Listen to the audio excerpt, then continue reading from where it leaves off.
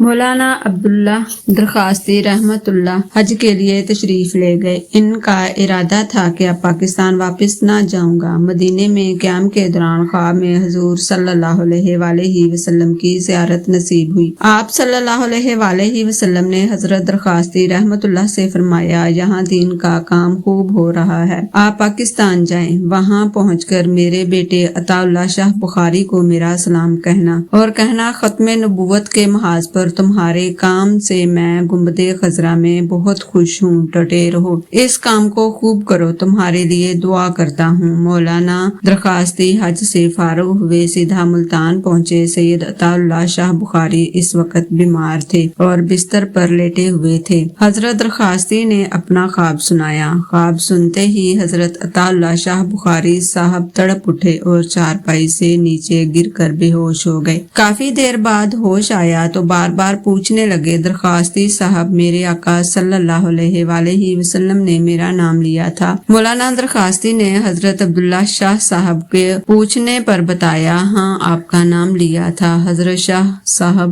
پر وجد طاری ہو گیا۔ حضرت مولانا محمد علی جلندھری رحمت اللہ علیہ فرماتے تھے، وفات کے بعد مجھے حضرت بخاری صاحب کی زیارت ہوئی۔ میں نے ان سے پوچھا، شاہ صاحب فرمائیے قبر کا معاملہ کیسا رہا؟ شاہ صاحب نے جواب میں فرمایا، بھائی منزل بہت ہی مشکل تھی، بس آقا نامدار صلی اللہ علیہ وآلہ وسلم کی ختم نبوت کے صدقے معافی مل گئی۔ ایک بار سید عطا اللہ شاہ بخاری رحمت اللہ نے فرمایا، اگر میری قبر پر کان لگا کر سننے کی طاقت عطا ہو تو سن لینا، میری قبر کا ذرہ ذرہ پکار رہا ہوگا، مرزا قادیانی اور اس کے ماننے والے دائرہ اسلام سے خارج ہیں۔